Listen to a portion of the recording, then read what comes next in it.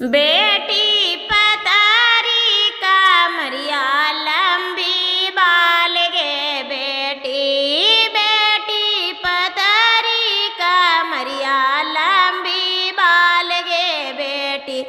बेटी कहाँ के सौदागर ले ले जाएगे बेटी, बेटी कहाँ के सौदागर ले ले जाएगे बेटी।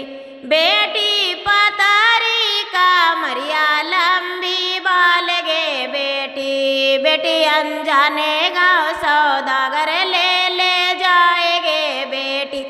बेटी के उरोबती जर बेजार गे बेटी, बेटी के उरोबती रे दापार गे बेटी। बेटी की नाका के पता कॉलेज गे बेटी, बेटी पार्वती जर बेजार गे बेटी।